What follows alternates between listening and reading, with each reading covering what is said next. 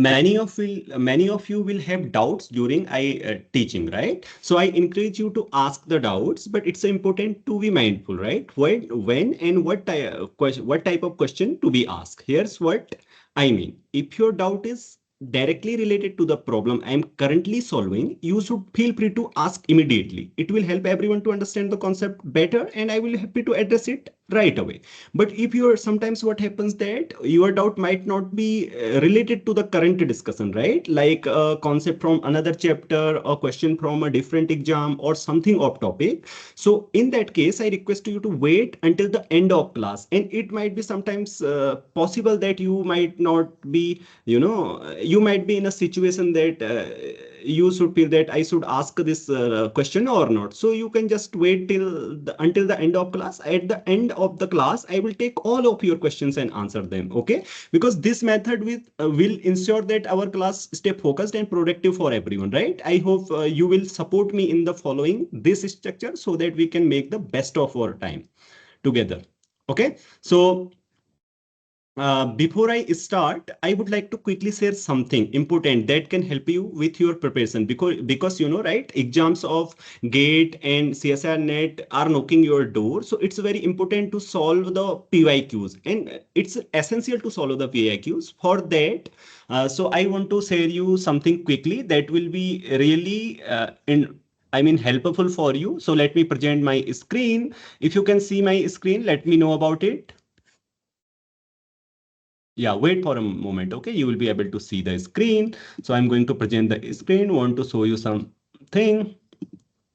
So is the screen presented? Yes, right? So let me go to the YouTube. So here is the YouTube channel. So what I'm going to let you know that uh, as I said that it's very important to follow the PYQs. Here are the PYQs listed. Okay, when you will open the Ing Mathematics YouTube channel, here you need to go to the home page, and you will see that here solutions are listed: CSIR solutions, TFR solutions, NVHM solutions, CMI solutions, GATE solutions, and one list. There will be ISI solutions will also be added later. Okay, not later, but it will be added today. It should be there. I don't know why it is not showing at the moment. So if you want to access all these solutions, these are step by step solutions. Okay, and complete solutions. So once let me show you that once you click on this, right, you get all the playlist, and the playlist are, in the playlist all the questions are ordered id wise or the number wise, as they are in the original question paper. Okay, so you can access them. For that, you just have to take the subscription. You have to join this channel, and the subscription is just of 159 rupees. Okay, and this small investment give you the huge benefit. Okay, for demo, you can see the solutions first, then you can join it. Yeah. So all right, let me get back to the class. Okay. So for that, I'm going to stop presenting. Yeah. So yes, let me present my screen from the iPad. Okay. So if you can see it, let me know about it. Okay. Can you see it? Yeah. Right. So, okay. Oh my gosh. You can see it. Okay, fine. Okay, so okay, let me tell you that I have already told you the rules for asking questions. So what we'll be doing for 40 days, we will be solving problems from NBHM exam 2019 to 2024. Okay, so you might be thinking that why I'm not discussing problems from the earlier exams, right? Exams of year 2005 to 2018, because if you will see yourself those exams, then you will find a drastic change in the pattern. Okay, because after the 2019, the pattern of the NBHM exam was drastically changed. Okay, so before that, the questions in the exam are very easy, and they are sometimes they used to ask the previous already asked questions. The questions from previous years are also there, but now the pattern is drastically changed, as I have already told you. So our first goal will be to solve as many problems as we can from 2019 to 2024. Okay, and in addition to that, I would also be discussing all the problems from TFR 2025. So you might be thinking that will we only be discussing the problems? Yeah, we will be discussing the problems. So, but together with the problem we will be learning a lot, okay, because whenever I will discuss a problem I will teach you the related concept to that, okay. I mean, if I'm teaching something from linear transformation, some questions, so if I think that okay, this concept must be told here, I mean I can give you some problems, you will see, okay. I cannot I mean explain everything here, I cannot let you know everything, therefore the 3 days demo is there, okay. For the 3 days you can take the demo classes and you can see that I would not really be skipping the tough questions. Sometimes what happen that you solve only easy questions, so my goal will be solve tough questions first, I will leave the easy questions for you, okay. So easy question can also be solved by you, and you can get the answers of those questions if you are somewhere else also, if you are unable to solve. So first my goal will be to solve all the, I mean, those problems which are challenging somewhat, okay. So today what I'm going to today I will be taking problems from TIFR 2025, although I have already solved it yesterday completely, but most of you have not seen it, right? You can see those videos by taking the subscription of 59 rupees in the YouTube, okay. But if you don't want to take that, you will also be able to access them free, okay. So what is my promise, that I will also be solving TFR 2024 question number 1 to 40. No question would be skipped, okay, no matter however challenging it is. I would solve it, let you know the solution, and together with those questions you will learn a lot. Why I'm solving TFR 2025 question in the NBHM 2024 course, the no NBHM 40-day course? The reason is that you will get to know that how the concept of one exam are related to other, okay, how some questions in one exam are asked in another exam also. You must have seen in the TFR 2025 there is a question that if it is a linear transformation from R cube to R, then it must have a one-dimensional invariant subspace. It must have a two-dimensional invariant subspace. It is true or false. The same question is asked in the NBHM. You can see that. Okay, so I mean TFR and NBHM are similar level exams. Okay, although the level of TFR NBHM is much, but we can say that they are similar. Okay, so today I will start with the TFR problems. I have some TFR problems. You might not have solved them. If you have solved, it's okay. But some of the questions has been sent to me by the student. They find them really challenging. So we will solving these questions today, and there will be few questions from NBHM exam. Okay. I think I have today only one question from in NBHM exam, but from tomorrow I will be solving questions from NBHM exam. Together with that, I had already told you that I would be discussing additional problems also, okay, as the demand of the course would be, okay. I mean, I cannot decide it now, but we will decide it later, okay. So let me start with the problem. So let me take first this problem, okay. Okay, let me take the easiest problem from TFR exam, okay. So you might be thinking that why I have taken selected problems from TFR exam, why not number wise? Because I have already solved them yesterday, okay. I'm solving only those what I have not solved yesterday.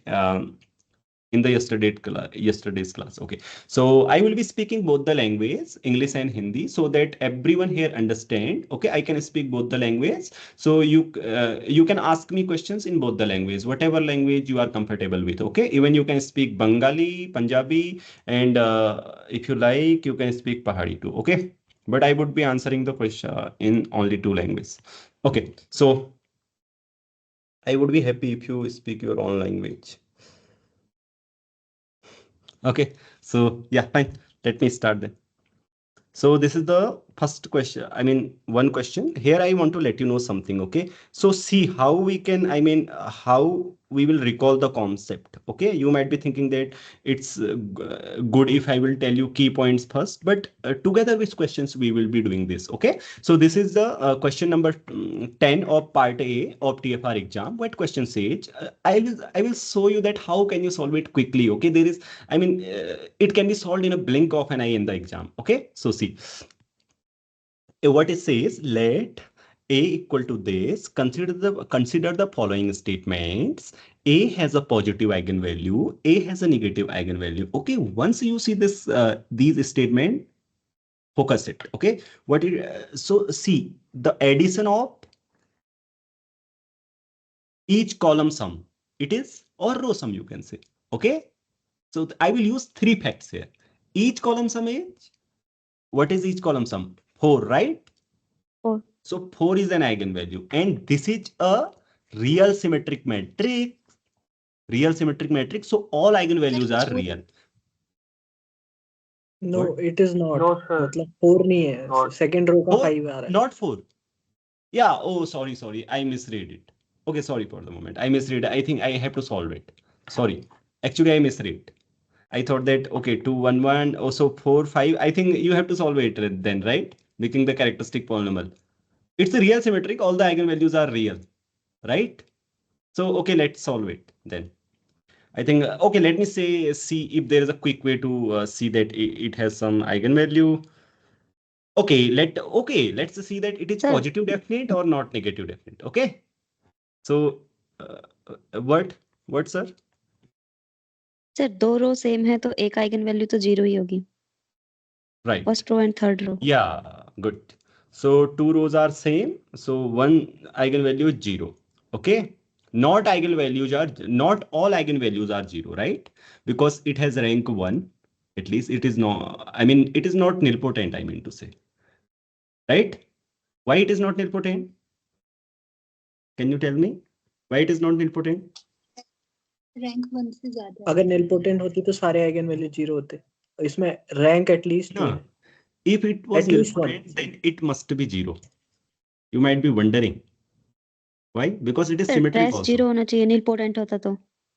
Yeah, so trace must be 0, or it is symmetric also, right? A symmetric nilpotent is 0 always. So it has non-zero eigenvalues. Let's see now. So is it positive definite? The first principal minor is 1, but the second principal minor is negative, right?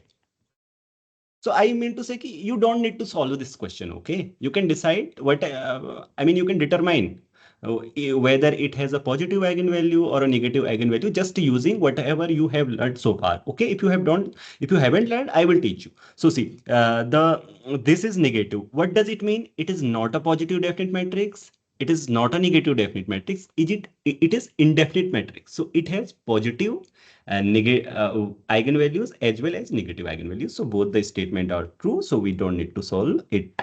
Okay. Did you all get the answer? I mean, understand it? So this is how you solve the questions in exam. Okay, but I warn you that this is not the way you solve the questions at the home. Okay. So you must learn short tricks, but not always fall for short trick. Okay. So yeah, let me discuss this one. Okay. So how many of you can solve this question? चलिए इसको कितने लोग हल कर सकते हैं? इसको हिंदी में बोलता हूं, ठीक है? आप में से कितनों ने किया है? अच्छा, इसमें एक बहुत कॉमन मिस्टेक थी ना, बहुत सारे लोगों ने की. ठीक है, वो क्या थी? मैं आपको बताता हूं, ठीक है? सो पहले क्वेश्चन क्या कहता है, सुने. For any positive integer D the set 10a minus 10b ab are distinct positive integers contains a multiple of d. Okay, so you know that. Okay, so student ने इसे कैसे सॉल्व किया? बहुत सारे स्टूडेंट ने कि 2 और 5 लिया, उन्हें पता था 2 और 5 से तो मतलब हो ही जाएगा. 7 लिया और 7 की बहुत सारी गलती की है बच्चों ने. उन्हें सोचा कि 7 यहाँ मल्टीपल ही नहीं है. तो कॉमन मिस्टेक क्या है जो मैंने बहुत सारे स्टूडेंट से सुनी, वो मैं बताता हूँ आपको, ठीक है? उन्होंने ये किया कि ये जो है ना 10 की पावर, मतलब ऐसे इसको एक, तो इसमें ए या बी में से एक बड़ा होगा. ओके, तो वो कुछ इस तरीके से बन जाएगा. आई मीन टू से ओके, विदाउट लॉस ऑफ जेनरेलिटी इस तरीके का आएगा. माइनस प्लस इधर उधर हो सकता है, बट वो डिविजिबिलिटी में मैटर नहीं करता, right? It may differ by factor of -1, but that doesn't matter when we consider the divisibility. So see, then this thing that okay, 7 does not divide this, but they also made a mistake that 7 will never divide it. I don't know how they decide this. उन्होंने सोचा होगा कि चलो 9 को नहीं करता 99 को, मतलब कुछ ऐसे सोचा, और ये बहुत सारे लोगों ने मिस्टेक की थी. तो this is a common mistake. I will also be letting you know in each question that what should be avoided in exam and what should be done in exam, because both the things are important. Because I mean, every instructor should tell his student that what should not to do in the exam, because sometimes you fail because you did those things which should not be done. Okay, so what will be those, I will be letting you know. Okay, this is a common mistake, so please let me tell you why this is a common mistake. तो देखो, अब सबसे पहली बात आपको पता है कि 2 से डिवाइड होगा, 2 और 5 के लिए इजी है। ओके, ऑब्वियस, सबको पता है ना, ऑब्वियस, राइट। पहले मैं प्राइम के लिए करता हूं, okay, then I will do for others. So see now, if d has not divisible by, if d is not divisible by 2 और 5, तो देखो आपको चाहिए क्या कि इस तरीके का है ना, इसमें से 10 ए और बी में से हमेशा ए या बी में से एक बड़ा होगा, या बराबर होंगे तो 0 होगा। ठीक है, उन्होंने 0 नहीं करा होगा ना, बराबर नहीं किया होगा, राइट। 0 होगा तो फिर सबसे डिवाइड हो जाएगा। So right, so A and B distinct है, तो एक बड़ा होगा एक छोटा होगा। ठीक है, तो आप इसको हमेशा ऐसे लिख सकते हैं, जैसे right, up two plus minus. Okay, सबको समझ में आया है? आई मीन टू से दिस, राइट, ऐसे लिख सकते हैं। अब ऐसा भी हो सकता है 10 की पावर बी, मतलब ए यहां पे आ सकता है कुछ ऐसे, बट प्लस माइनस करके इसी तरीके का आएगा कुछ। ओके, तो मैं आपको सिर्फ दिखाता हूं कि यही इनफ है मेरे लिए, मतलब प्लस माइनस छोड़ो, इसी टाइप के डिविजिबल हो जाएंगे। मतलब इस टाइप के जो नंबर से हैं वो किसी, मतलब हमें बी और के हम ढूंढ सकते हैं जिसके लिए वो डी से डिवाइड हो। ठीक है, आप डी फिक्स कर लो। तो मान लो पहले कि d is not divisible by 2 and 5, then 10 की power 5 d is congruent to 1 mod d. Everyone knows this. This is some famous theorem. I don't, what is the name of this? Okay, that doesn't matter. So ये होगा, right. What does it mean? Just call it k। Okay, 10 की power k minus 1 is congruent, you can say that congruent to 0 mod d. इसका मतलब हुआ कि d divides 10 to the power k minus 1। ठीक है, whenever d मतलब उसमें 2 और 5 नहीं है, तब के लिए मैं कर रहा हूं। ओके, तो what does it mean? For every d which is not divisible by 2 or 5, this set contains a multiple. Okay, so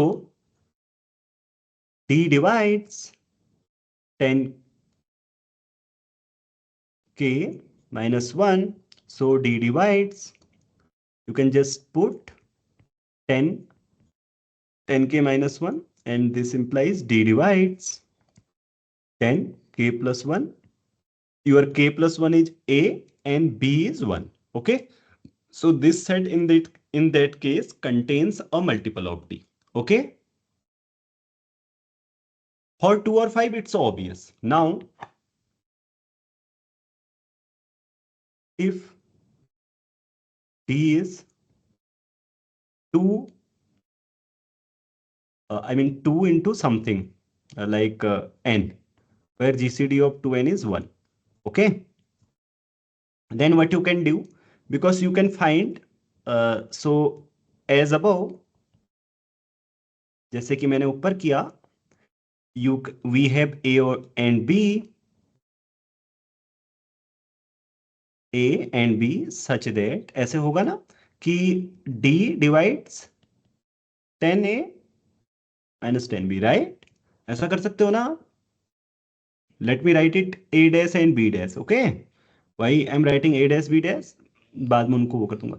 और नाउ 2, सॉरी n, आप लोग ध्यान नहीं दे रहे हो, n जैसे हमने ऊपर किया n।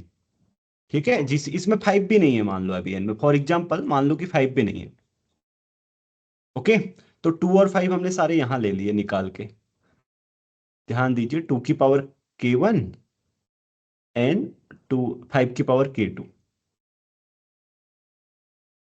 ओके, इस तरीके से लिख दिया आपके उसको किसी भी इंटीजर को. You can always write, right? If you have a d, then you can always, extract powers of 2 and 5 and get a expression of this form, right?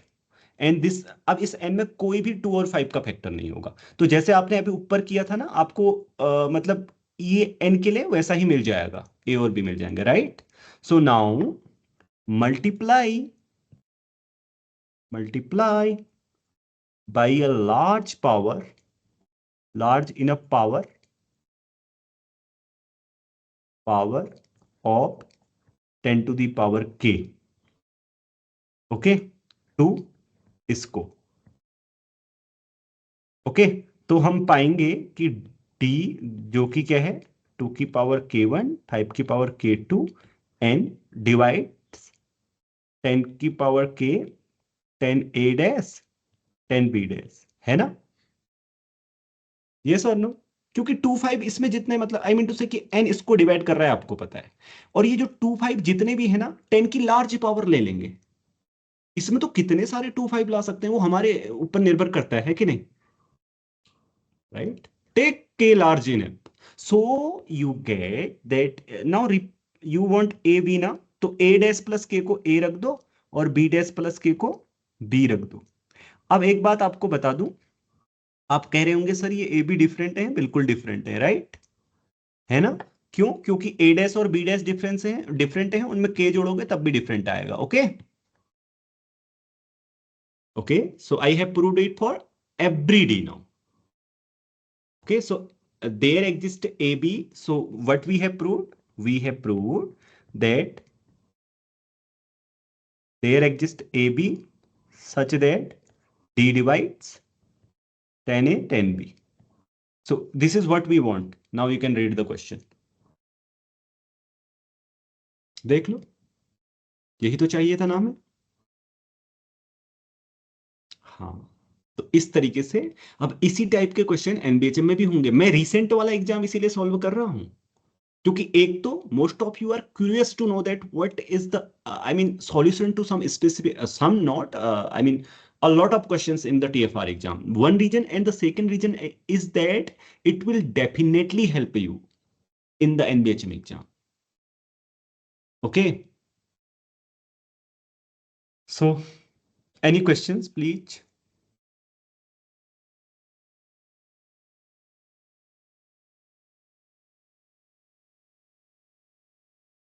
From the last one.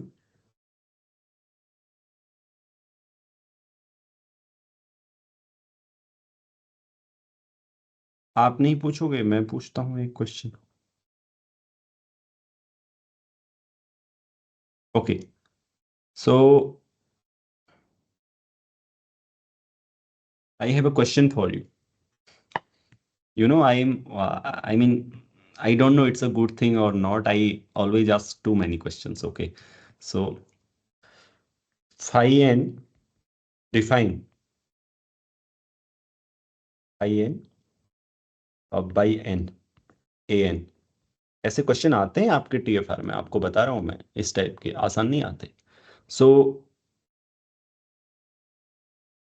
a n has exactly your date of birth limit points. I think, मुझे पक्का भरोसा है कि एक की date of birth तो होगी जिसके लिए ये सही हो जाएगा, जितने लोग हैं. ठीक है, ऐसा कैसे? तुम सोच रहे हो कि सर ये ट्रू ही नहीं होगा, right? I don't know it is true और not. So it's your, I mean, it's an exercise for you. Okay, in has exactly dot dot dot, true और फॉल्स, और you fill here. If you can quickly fill it, just let me know.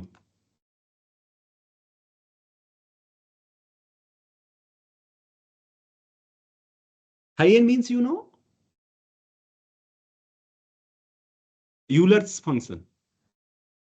Okay, so चलो इस वाले में आते हैं. तो सारे लोग अनम्यूट कर पा रहे हैं ना? मतलब ऐसा तो नहीं है कि म्यूट भी हो गए हैं सारे लोग. एक बार ट्राई कर लो. Yes sir. नहीं, तुम तो इधर के हो तो तुम कर पाओगे. मतलब कोई ऐसा है जो स्टूडेंट डेमो कर रहा है और मुझे बता दे कि हाँ मैं अनम्यूट कर पा रहा हूँ? मुझे नहीं पता क्योंकि मैंने वहां से सेटिंग ऑफ किया, तो मतलब उसके लिए जो मुझे ही कोई अनम्यूट कर दे रहा। हाँ हाँ अनम्यूट ठीक, हो रहा है।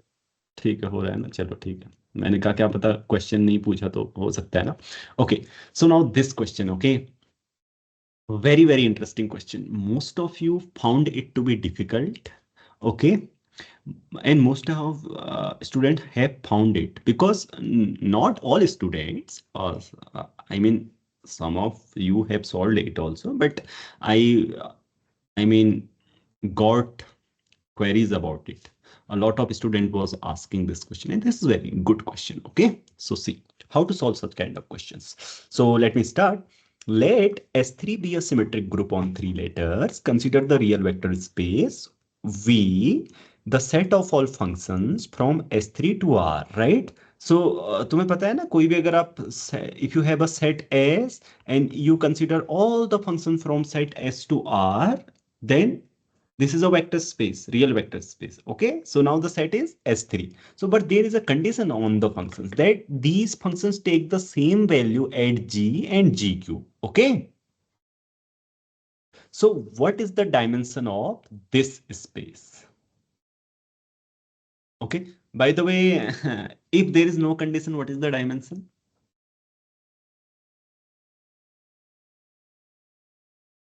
Yes, what is the dimension? If I mean there is no condition, it is just the space of all functions from S3 to R. Anyone? Every permutation, every permutation is independent. So I think 6. 6. No, sir, I have a different answer. What is the dimension then? If there is no condition, I'm saying just the set of all functions, I mean space of all functions from S3 to R. Okay, no, I made a mistake. It is should be the number of elements, 6.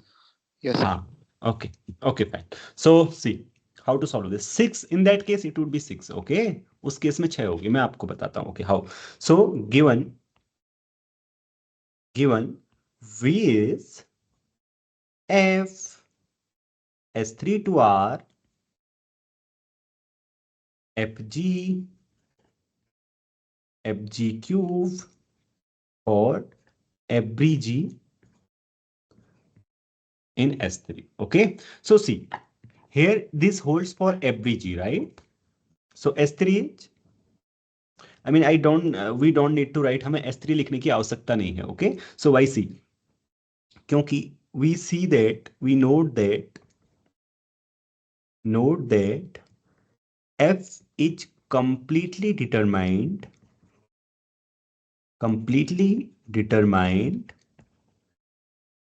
by, देखो क्या है, अगर एक बार हमें ये जी cube है ना, यहां आप जी पुट करेंगे और जी का क्यूब करेंगे तो सेम इमेज आएगी. तो सोचो अगर आपके पास ऑर्डर 3 के एलिमेंट होंगे, think for a moment that if you have elements of order 3, then here an element of order 3, its image is just equal to identity element, image of the identity element, right? The image of क्या, fe f12 f13 f23, right? Once you know all these images, your function is determined, right? Because at other 2 points you know the image, I mean what would be that, just it would be just equal to what is the image of identity, है ना, identity की image के बराबर होगा. सबको समझ में आ गया ये दी गई कंडीशन से? एफ इन वी मतलब वी का एफ, ठीक है. तो अब यहां से हमें क्या पता चलता है, and any f belongs to v is a linear combination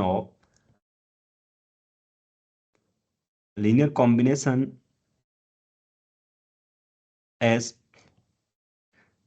follows.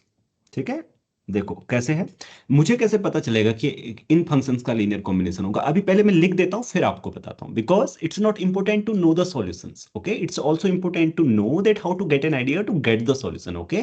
I will let you know that how do I get to know about that, okay. So ये फंक्शन आपका इस तरीके से लिखा जाएगा। देखो मान लो कि मैंने क्या बोला, कोई भी फंक्शन आइडेंटिटी पे क्या इमेज लेता है, 1 2 पे क्या इमेज लेता है, 1 3 पे क्या लेता है, 2 3 पे, उससे डिटरमाइन हो जाता है। तो मैं क्या करूंगा, इसको इस तरीके से लिखूंगा। मान लो कि इसकी आइडेंटिटी पे इमेज R1 है, तो R1 FE plus R2 F12। ये नीचे 1 2 क्यों लिख रहा हूं, ये भी अभी आपको समझ में आएगा, ओके। ये रिमाइंडर है, R3 F13 R4 F23, okay, and this FE is this function, okay। ये फंक्शन वो वाला है जो क्या करेगा, आइडेंटिटी पे तो कौन सी लेगा, आइडेंटिटी पे 1 लेगा और जगह 0 लेगा, x equal to g equal to e, otherwise. अब आप सब लोग समझ गए होंगे। एंड सिमिलरली और फंक्शंस क्या करेंगे,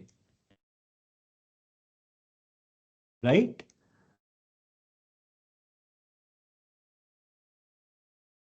मुझे आइडेंटिटी पे तो डिफाइन करना है ना, और जगह तो कुछ भी हो सकता है फंक्शन। ये जो सारे फंक्शन मैं बोल रहा हूं, ये सारे के सारे आपके वी में हैं। मैं बोल रहा हूं कि ये आइडेंटिटी पे एक स्पेसिफिक इमेज लेंगे, और जगह जो चाहे बोले, इन जगह पे 1 2 1 3 2 3 पे, उन पे कुछ भी ले सकते हैं, सिर्फ आइडेंटिटी पे मैं डिफाइन कर रहा हूं। उन पे 0 लेते हैं, सॉरी मैं गलत बोल दिया, क्षमा करें। मैं बोल रहा हूं कि आइडेंटिटी पे 1 लेंगे और क्या लेंगे, अदरवाइज 0 लेंगे। तो इस तरीके से ये फंक्शन यहां होगा या नहीं होगा, सब लोग देख पा रहे हैं कि ये एफ ही जो मैंने फंक्शन बोला है, इसका नाम ई क्यों बोला है, उसका रीजन बताऊंगा, ठीक है। इसी तरीके से आप समझ गए कि F12 क्या होगा, बताइए मुझे कोई, F12 क्या होगा, इसको कैसे डिफाइन करेंगे आप, बोले, इफ यू हैव अंडरस्टूड। मुझे लगना चाहिए आप समझ रहे। मैंने बोला ना, it's not only one way lecture. या क्या होगा, characteristic function of what? Characteristic function of what? Characteristic function at 1 2. I mean, it will okay 1. Okay okay, fine. So 1 8 1 2 if G क्या होगा, ये वाला परमुटेशन होगा 0। अब आप सोच रहे होंगे कि भाई मुझे कैसे पता चल रहा है कि ऐसे करना है। ये सिमिलर है, ये स्टैंडर्ड होता है। जब आपने ड्यूअल का बेसिस किया होगा ऐसा ही किया होगा। आप ड्यूअल का बेसिस फाइंड करते हैं तो ऐसा ही करते हैं या नहीं करते हैं, मतलब ये it's not something new, okay. In this type of spaces, मतलब बेसिस ऐसे निकालने का तरीका हमने सीखा है ऑलरेडी, ओके। तो अब देखो यहां पे देख लिया, तो ये जैसे फंक्शन है, ये मैंने इस तरीके से लिखा। मैंने क्या बोला, ये रियल नंबर से होंगे R1 R2 R3 R4, okay. ये फंक्शन जैसे आप ई पे क्या आएगा, देखो ई अगर इस पे ऑपरेट कर, ई पे ऑपरेट करोगे ना, तो ये सारे तो 0 हो जाएंगे, इधर वाला है ना, इधर वाला 0 हो जाएंगे क्योंकि ये ई पे 0 वैल्यू ले रहे हैं, ठीक है। एंड ये वाला ई पे 1 वैल्यू ले रहा है, तो आपको क्या मिलेगा, F इक्वल टू R1। तो मैंने क्या बोला, R1 is just the value of your function f at e. Similarly, the R2 is the value of your function f at 1 2. Okay, similarly, this R3 is the value of function at 1 3, and similarly R4 is the value of function at 2 3, and that's enough. Okay, now the function is, we know that what function is. So every function is the linear combination of these 4 functions. Are they linearly independent? ये गुब्बारे उड़ते हुए दिखाई दिए क्या तुम्हें? ये कोई टीम का फंक्शन होगा, मुझे नहीं पता इसके बारे में, ओके। मैंने ऐसे किया तो उड़ गए, अब तो नहीं उड़े यार, मैं भी कोई होगा, मुझे नहीं पता।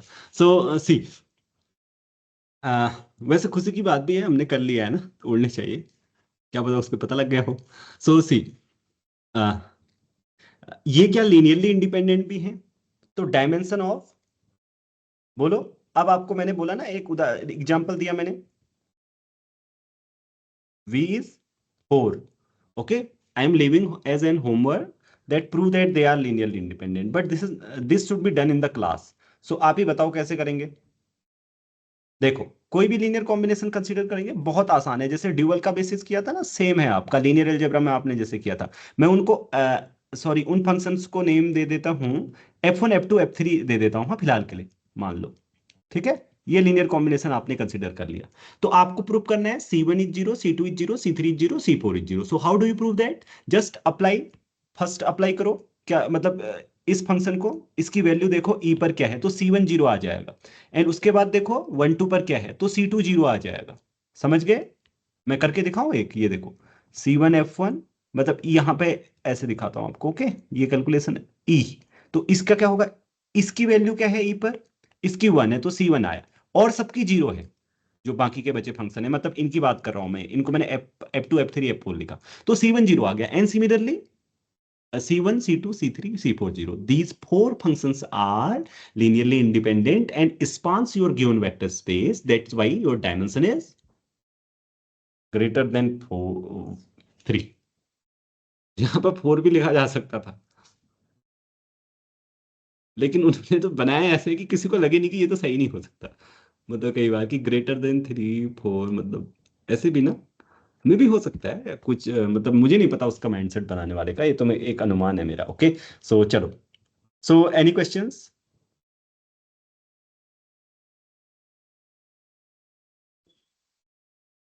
यस वैभव। सर मैं जैसे आपने बताया मैंने वैसे ही किया है, बस मैंने जो तरीका था वो इस तरह किया था जैसे आपने फंक्शंस बनाए हैं। मैंने क्या किया था कि मैंने देखा था कि जो S3 के 6 एलिमेंट है उसमें आइडेंटिटी एलिमेंट और जो 3 ऑर्डर के एलिमेंट है वो सब आइडेंटिटी पे जा रहे हैं। इस f of g equal to f of g cube वाले रूल से, और बाकी जो 2 ऑर्डर के एलिमेंट है वो 2 ऑर्डर पे ही जा रहे हैं।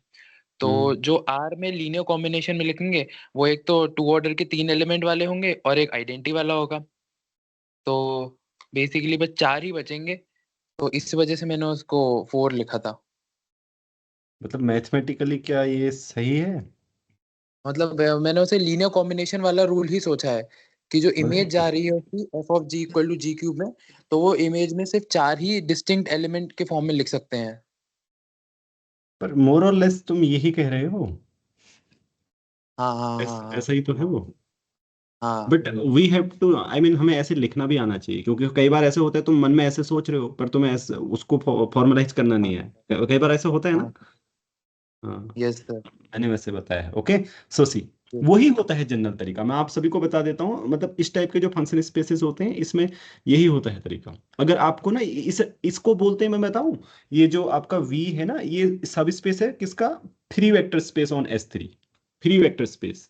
विजय से पूछा था ये question, what is a 3 vector space, IIT Kanpur में पूछा था, IIT मुझे नहीं याद आ रहा कहाँ पूछा था। कानपुर। कानपुर में पूछा था। ओके, तो यही होता है फिर वेक्टर वेक्टर स्पेस। ओके, कि set of all functions from a set to R। उसका बेसिस बेसिस लेना है तो वही ले लो, किसी एक पॉइंट पे वो 0 होगा, अदरवाइज एक पॉइंट पे 1 लेगा, अदरवाइज 0 होगा। वही उसका जितनी मतलब आपके स्पेस की कार्डिनलिटी है वही डायमेंशन होती है फिर। उसको बोलते हैं 3 vector space on a set S। Okay, यहाँ से ये भी सीख लो बच्चों आप, यही क्वेश्चन मे बी अभी एमबीए में पूछा जाए। ठीक है, अभी हम बहुत सारी प्रॉब्लम सॉल्व करेंगे। This is a details class and I mean alternatively there is a quick class. Quick माने क्विक मतलब क्विक क्लास नहीं, क्विक का मतलब ऐसे क्विक सॉल्विंग क्लास, मतलब जिसमें मैं क्विकली सॉल्व करना भी बताऊंगा। ठीक है, समझे? इसमें भी मैं क्विकली सॉल्व करना बताऊंगा, लेकिन थोड़ा ज्यादा मतलब डिस्कशन भी करूंगा, राइट? सो चलो, वो आपको समझ में आएगा जो मैं कह रहा हूँ। तो ये क्वेश्चन देखो, ये क्वेश्चन नंबर 9 है। Consider the linear map T Rx to Rx defined by TPX equal to XPX। Okay, which of the following statements is correct? This can also be solved in a blink of an eye if you have practiced at home, otherwise not. Otherwise you will not be able to blink your eye by watching this question, by looking at this question in the exam like that. Okay, so how will you be able to solve it? Okay, so practice is important. So see, a solution.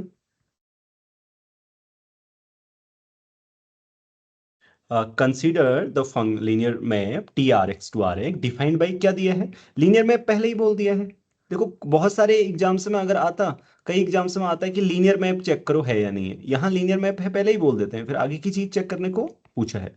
और कैसे जल्दी exam में solve करना है वो मैं बताता हूँ, ठीक है। सी, पहले एग्जाम में अगर मैं बैठा हूं तो देखो उसने क्या बोला है, which of the following is correct, injective surjective के बारे में पूछा है, ठीक है। तो दोनों चेक करने पड़ेंगे क्योंकि फाइनाइट डायमेंशनल वेक्टर स्पेस तो है नहीं, इंजेक्टिव होगा तो सरजेक्टिव होगा, सरजेक्टिव है तो इंजेक्टिव होगा, तो दोनों चेक करने पड़ेंगे, ठीक है।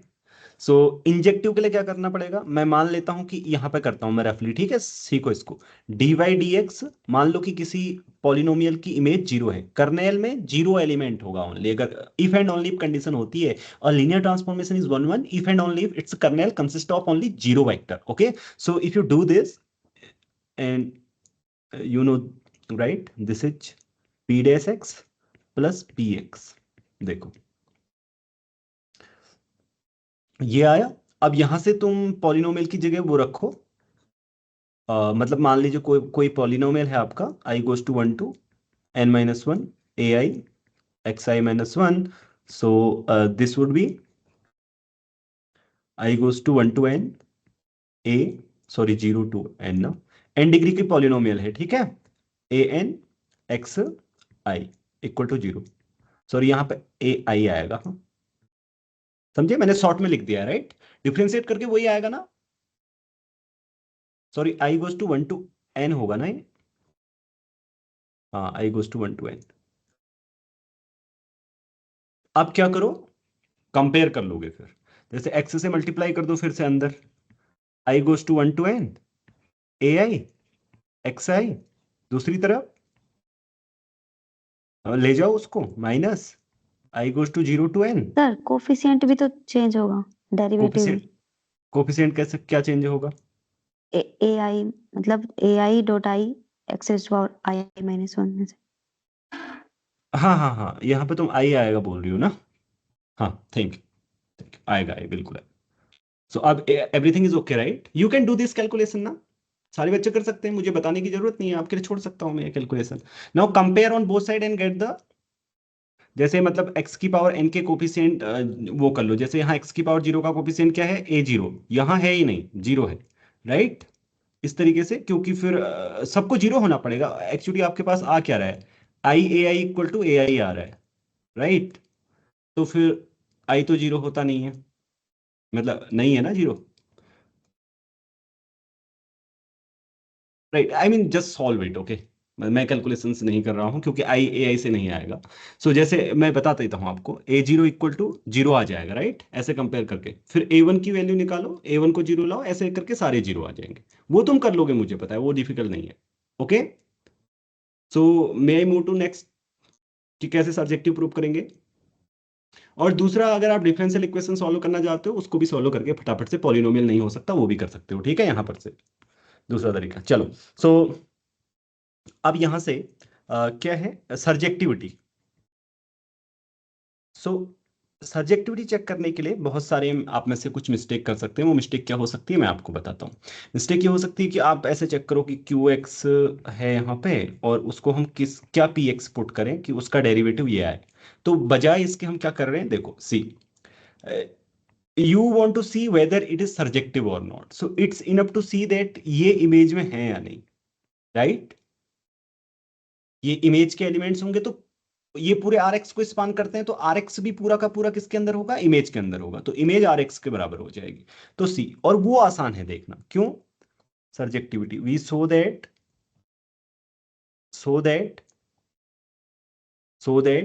One x x square belongs to image of T, okay, image of T.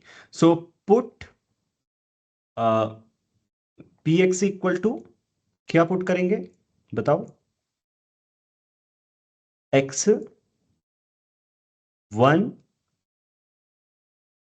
X x square dot dot dot, we get, अब 1 पुट करेंगे तो क्या आएगा आपके पास, जैसे ही 1 पुट करेंगे तो 1 आएगा, राइट, जैसे ही एक्स पुट करेंगे तो फिर क्या आएगी इमेज, देखो डेरिवेटिव करो, इट्स इजी राइट, जैसे आप यहाँ पे पी एक्स की जगह हाँ 2x आएगा, राइट, फिर 3x square dot dot dot, अब ये सारे इमेज में हैं आपके, we get r in image, enough image T, ये सारे इमेज टी में है, right?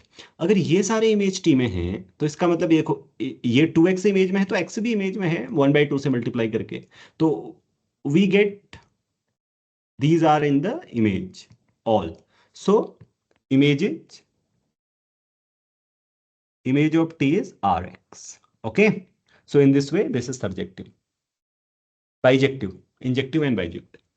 I mean it can be solved quickly. Okay, you sir injective तो डायरेक्ट किया जा सकता है। कैसे? एक्स पी एक्स का डेरिवेटिव 0 है, मतलब एक्स पी एक्स कॉन्स्टेंट, और पी एक्स नॉन जीरो होगा तो कॉन्ट्राडिक्शन आ जाएगा, तो पी एक्स को 0 होना पड़ेगा। थैंक यू, बहुत अच्छा, राइट। एक्स और पी एक्स का डेरिवेटिव 0 है तो ये कांस्टेंट हो जाएगा, ठीक है?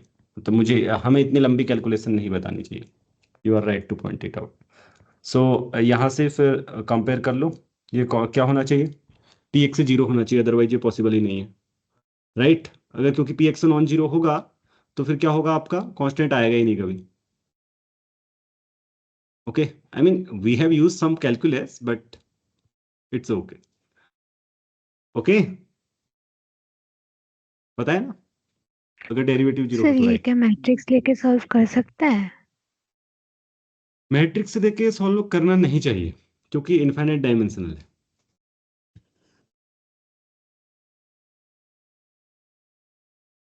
ठीक है, ओके सर। और questions? This one, how many of you have not solved it yet? अभी तक सॉल्व नहीं हुआ है ये क्वेश्चन कितने लोगों से? एंड यू आर एक्सपेक्टिंग, चलो सर तो बताएंगे, उनसे नहीं हुआ है तो ये किसी ने कर लिया है तो वो भी हाथ खड़ा करो, मैं जानना चाहूंगा कितने लोगों ने किया है।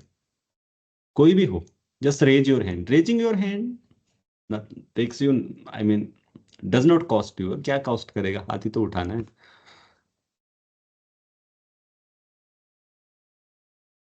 ओके, एक ही बच्चे ने किया है, चलो ठीक है। तो बताओ कौन सा ग्रुप बन रहा है ये? जी जी आइसोमॉर्फिक टू व्हाट? बताओ, तुमने हाथ खड़ा किया, नोमन तुमने कर लिया? सर जी मैं लाइब्रेरी में हूँ अभी सर। सर ये Z12 क्या आइसोमॉर्फिक होगा? तो फिर कहीं मिस्टेक हुई है। ओके, सर 12 एलिमेंट निकाल लिया था मैंने। Okay, but 30 divided 360। ठीक है, यू कैन, आई मीन इस ये ट्रू नहीं है, Z12 के नहीं होगा, ये डाइहेड्रल ग्रुप होगा। मैं बताता हूँ कैसे। Okay, so there might be some mistake in your solution, you can correct that. Okay, let me tell you, by the way, good that you have, I mean, somehow decided the order will be 12. Okay, right, so चलो try किया है, बहुत अच्छा है। तो अब देखो, मैं आपको कुछ बताना चाहता हूँ। ये वाला एग्जाम था, इसमें इससे पहले मैंने NBHM में आपको क्या करवाया था? रोटेशन रिफ्लेक्शन के क्वेश्चंस करवाए थे। अभी भी वो YouTube में है वीडियो, कुछ ही दिन पहले शायद पब्लिक किया गया है यंग मैथमेटिक्स के द्वारा, मुझे जहां तक स्मरण है। तो उसमें मैंने रिफ्लेक्शन के बारे में बताया है, उस पर ही बेस्ड क्वेश्चन है। अगर आपको उसमें से आपने सीख लिया ना कि रिफ्लेक्शन अबाउट अ लाइन क्या होता है, तो ये आप उसको सॉल्व कर पाएंगे। Okay, so TFR and NBHM together. Okay, देख लीजिएगा आप question number 15 in the 2024 exam, वहां पे आपको बस रिफ्लेक्शन के बारे में क्वेश्चन आया था, ये भी रिफ्लेक्शन के बारे में। चलो, सो सॉल्व करते हैं इसको। ओके, इसको मैं थोड़ा सा डिटेल में बताऊंगा, हाँ भले ही समय लगे, बट अच्छा क्वेश्चन है तो डिटेल में बताता हूँ। ओके, सो सी मैं स्टेप बाय स्टेप इसमें आप सॉल्यूशन लिखना भी सीख लो। देखो, it's not always important to know कि what is the answer of some MCQ. Okay, and how to solve that quickly. So I'm solving this in detail just to remind you that, I mean, it's also important that you learn how to write the solution. Okay, I am not saying कि आजकल इसकी जरूरत है कि आप solution लिखना सीखो, but just to ये हमारे दिमाग में रहना चाहिए। कहीं हम ऐसा नहीं है कि फिर हम ऐसा ही करने लगे ना, कुछ ऐसे हो जाता ना कई बार कि हमको बस उसी तरीके का फिर अच्छा लगता है कि कैसे यार एमसीक्यू करें बस, और हमें वो वाला अच्छा ही नहीं लगता जहाँ पे सब्जेक्टिव दिखते हैं फिर देखते ही नहीं है, अरे छोड़ो मजा नहीं आ रहा ना। तो वो ध्यान में रखना पड़ता है, इसलिए बीच बीच में इस टाइप की प्रॉब्लम कराना बहुत जरूरी है। मतलब मुझे प्रॉब्लम को सॉल्व कर लिखना जरूरी है, ठीक है। तो थोड़ा सा बड़े धैर्य से सुनना। हाँ, कई बार आप में से क्या होता है कि यार क्रैश कोर्स है 40 दिन का है, तो बहुत दिन है हमारे पास, 40 दिन में बहुत कुछ किया जा सकता है, ठीक है। So don't worry. चलो, रिफ्लेक्शन का क्वेश्चन वहां आएगा तो तुम क्विकली करोगे। जब चीजों को बहुत डिटेल में सीखोगे तो उसको क्विकली नहीं करोगे आप सोचते हो क्विकली सीखें और क्विकली करें, नहीं। So see, let L1 be the line in R square joining 0 0 and this. So पहले यहाँ पे थोड़ा सा मैं ज्योमेट्री से बता देता हूँ आपको। ये लाइन है joining the points 1 to n cos 3/2, right. तो ये कितना एंगल बनाएगी, कोई बता सकता है ना। यही वाली लाइन है, सबको समझ में आया या नहीं आया। cos theta sin theta put करके देखो क्या आता है। मैंने 1 रेडियस ली है, ओके।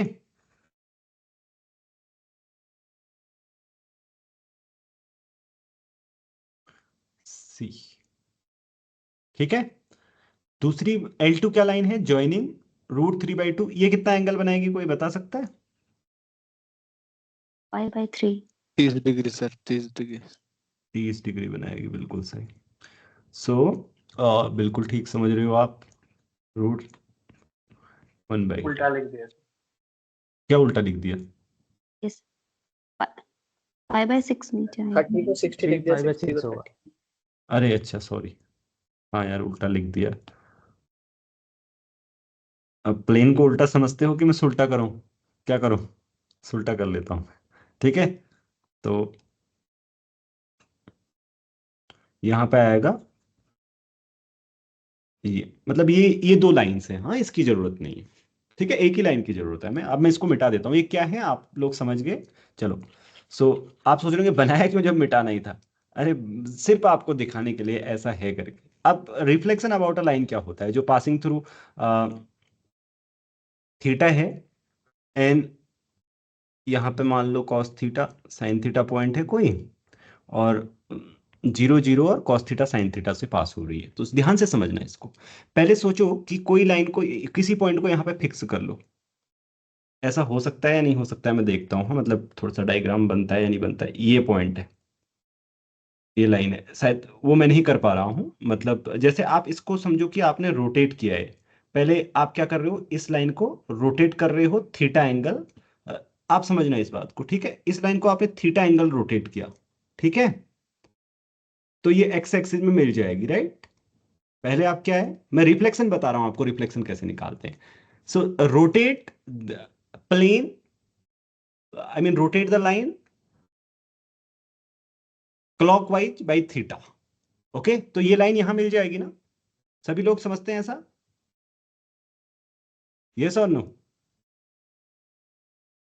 Right right, okay. सो आप में से सब समझ गए, चलो। तो देखो क्या होगा कि हमें किसी पॉइंट का रिफ्लेक्शन फाइंड करना है। रिफ्लेक्शन का मतलब क्या होता है, जैसे यहां से आप यहां परपेंडिकुलर डालें, ओके, और ये जो डिस्टेंस है उतनी ही आगे डिस्टेंस में इस तरीके से जो पॉइंट होता है वो इसका रिफ्लेक्शन होता है, ठीक है। ये रिफ्लेक्शन का मतलब है। तो अगर हमें यहां से ये पॉइंट निकालना है तो वो कैसे निकालते हैं, पहले हम क्या करते हैं, इस पॉइंट को रोटेट करेंगे बाई थीटा, ठीक है, बाई थीटा क्लॉकवाइज रोटेट करेंगे। उसके बाद फिर क्या देखेंगे, इसका रिफ्लेक्शन देखना आसान होता है, about x x axis z bar होता है सिंपली। जेड बार आप जानते हैं ना, conjugate, that is reflection about the x axis, okay. Then again rotate it anticlockwise by theta and you get the point what you want. समझ पा रहे हो, थोड़ा सा इमेजिन कर लो। जैसे आप समझो कि पूरा प्लेन रोटेट हो रहा है, सोचो पूरा प्लेन रोटेट हो रहा है क्लॉकवाइज इस तरीके से थीटा। तो वो लाइन कहाँ आ गई होगी, जो हमारी लाइन है वो एक्स एक्सिस पे मिल गई है, ठीक है। उससे जो हमने यहाँ पे पॉइंट लिया था वो भी थीटा रोटेट हो गया, सारे पॉइंट थीटा रोटेट हो गए। अब हमने रिफ्लेक्शन लिया, तो क्या होगा, वही रहा होगा। देखो ये हमें चाहिए क्या था, यहाँ से जो परपेंडिकुलर है इसकी डिस्टेंस थी कितनी दूरी पर, वो पॉइंट चाहिए था। तो फिर हम यहाँ पे जैसे ही हमने इसका रिफ्लेक्शन देखा, यहाँ गया, फिर हमने क्लॉकवाइज रोटेट कर लिया, वापस चले गए। तो ये वाली जो है ना, ये इस तरीके से आया गए ये 2 पॉइंट। ठीक है, हमें रिफ्लेक्शन मिल जाएगा इस पॉइंट का। अब इसको लिखेंगे कैसे मैथमेटिकली? ओके, सो ये वाला मैप है वो, रिफ्लेक्शन इज नथिंग बट, सो उसने क्या किससे डिनोट किया है, चलो हाँ, मैंने अभी आपको पूरा क्वेश्चन पढ़ा नहीं। Consider the group of bijections from R square to R under composition, की सारी बाइजेक्शंस का ग्रुप है, राइट। बाइजेक्शंस मींस आप जानते हो 1 1 ऑन टू मैप का परम्यूटेशन, सारे permutation group of R square. okay, then it's a subgroup G generated by the reflection about line L1 and L2। reflection क्या होते हैं, लीनियर ट्रांसफॉर्मेशन होते हैं, राइट, 1 1 ऑन 2। सो उनसे जनरेट होने वाले ग्रुप के बारे में बात की है ना।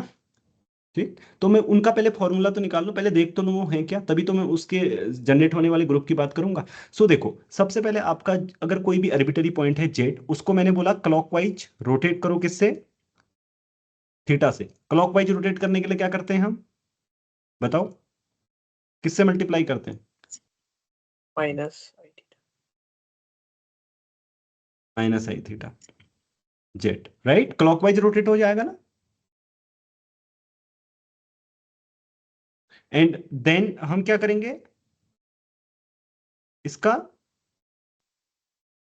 कंजुगेट लेंगे।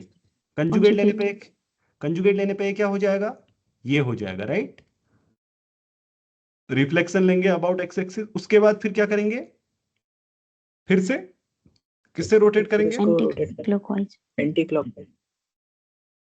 Anti clockwise. So this, do you understand all that mathematically the map is this? Okay, तो आर स्क्वायर के पॉइंट को मैं जेड बोल रहा हूं, हाँ। L1 के लिए F1 ले लेता हूं मैं, F1 नेम दे देता हूं। उसने क्या बोला है, रिफ्लेक्शन अबाउट L1, उसको नेम रिफ्लेक्शन अबाउट L1 बोला है, उसका नेम मैं F1 दे देता हूं। तो F1 हमारा क्या आया, ये आया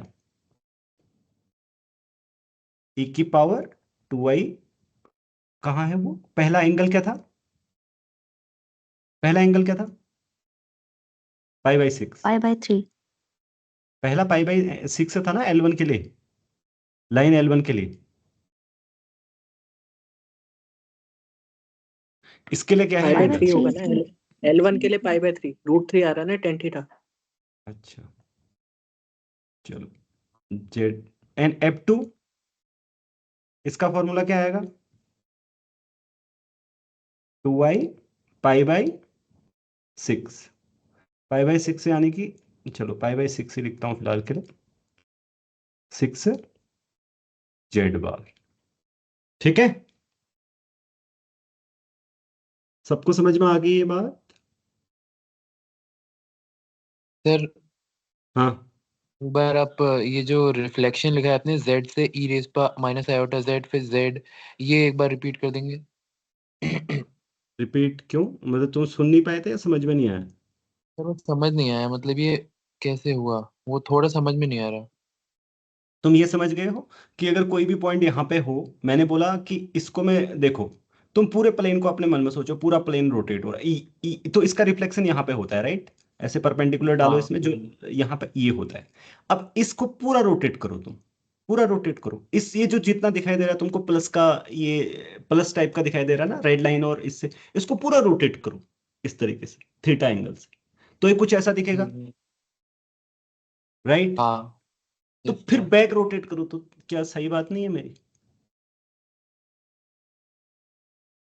तो वो समझ में नहीं आ रहा, बैक कैसे रोटेट।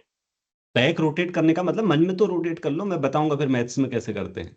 की तरफ। तो ये यहीं पे आ जाओगे ना वापस। हाँ हाँ हाँ हाँ हाँ हाँ, अब मैं बताता हूँ तुम्हें, तुम्हारे पास ये पॉइंट जेड था, तुमने इसको रोटेट किया क्लॉकवाइज बाई थीटा, ठीक है, ये यहाँ पहुंच गया। मतलब जैसे कि हम अभी यहाँ पे देख रहे थे, थीटा रोटेट करने के लिए क्या करते हैं, रोटेशन कैसे, रोटेशन का मतलब क्या होता है, जैसे देखो आपका ये आर ई की पावर आई थीटा 1 है, ठीक है, कोई भी कॉम्प्लेक्स हाँ। नंबर, इसमें जैसे ही आप माइनस थीटा से मल्टीप्लाई करेंगे तो क्या आ जाएगा, ये are I theta 1 minus theta. तो ये कितना रोटेट हो गया, इसका आर्ग्यूमेंट क्या आ गया, देखो क्लॉकवाइज रोटेट हो थीटा। गया ना, हाँ क्लॉकवाइज बाई हाँ थीटा। हाँ हाँ बस। हाँ तो उसके बाद क्या हुआ फिर? उसके बाद फिर तुमने क्या किया? जेड बार किया। जेड बार माने जानते हो ना? हाँ रिफ्लेक्शन हाँ अबाउट एक्स एक्स। हाँ हाँ तो फिर वापस वो जाने के लिए तुमने कॉम्प्लेक्स क्या फंक्शन। किया? ई की पावर आई थीटा से फिर अच्छा। मल्टीप्लाई कर दिया, हम्म। राइट? और तुम कहाँ पहुंच ठीक। गए? वहीं। समझ में आई बात? वापस। हाँ बिल्कुल। हाँ, तो वही फिर ये इसका मतलब z goes to this thing, this is our map. ठीक है। ओके हाँ।